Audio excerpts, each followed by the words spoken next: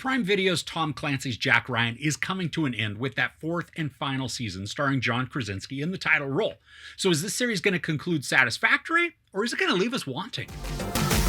As the new CIA acting deputy director, Jack Ryan is tasked with unearthing internal corruption, and in doing so, uncovers a series of suspicious black ops that could expose the vulnerability of the country. In addition to John Krasinski, there are returning players like Wendell Pierce, Gabriel, Michael Kelly, and Abbie Cornish.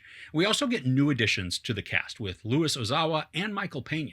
This is a 6-episode finale with 2 episodes dropping each week. And because each of them is about an hour long, it's like getting a movie each week. I mean, just one that doesn't reach a resolution until the very end. This season features a ton of action and a lot of very high-stakes situations.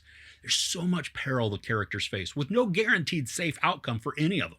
Jack Ryan is now the acting deputy director of the CIA, and he finds himself having to account for, and then answer for, the actions of the previous administration, which then leads him down rabbit holes as he uncovers bits and pieces of operations that could become problematic when being questioned by the Senate Oversight Committee. Now, with all the intrigue and the mystery, the story does have the potential to get a little bogged down, going off on side quests and tangents that sometimes feel distracting to the main narrative. Now, luckily, the story does bring almost everything back around to converge at various points, but in the interim, before those areas actually meet, the story does feel like it meanders in spots, which then in turn drags down the momentum of the storytelling pace. Now, I didn't get bored with the series, but there were times that felt longer than others. Krasinski continues to crush it as Ryan, and he's got huge amounts of charm, but also the wits and ferocity it takes to get the actions completed. He's not content to just sit by and watch things happen. Instead, he goes headlong into the fray, making for some exciting situations. And so many of these action sequences, they're high energy.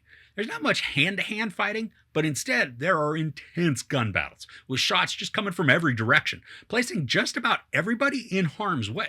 The way this is filmed puts us right into the middle of the chaos, so that we're up close with the characters as bullets ricochet off buildings and then shattered windows explode near their heads.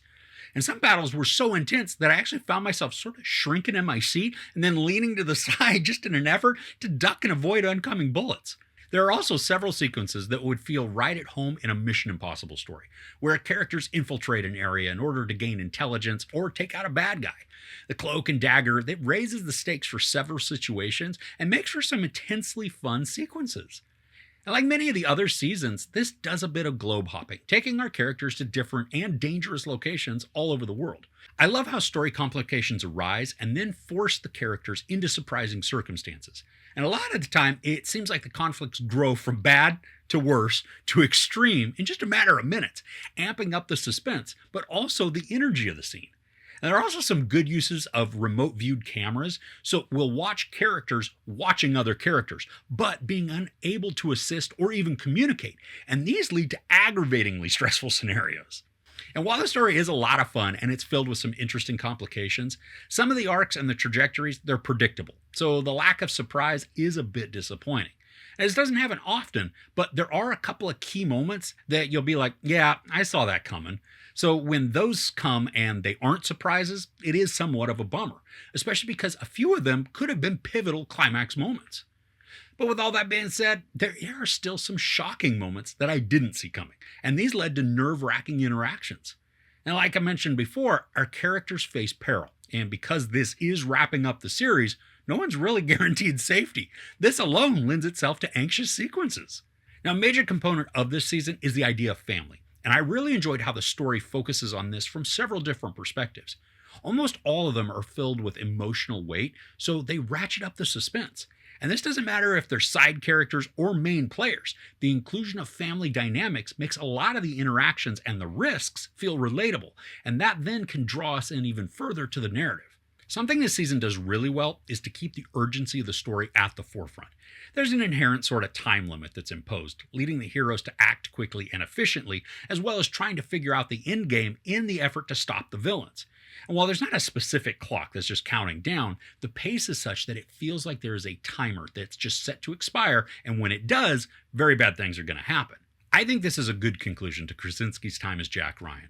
The story, it's a satisfying one, and I really like that the show brought back Abbie Cornish and then introduced Michael Pena. The season is a short one, but packed with content and complications that create a captivating, if not sometimes predictable story. If you've been a fan of this series so far, I think this conclusion is a worthy send-off to the characters.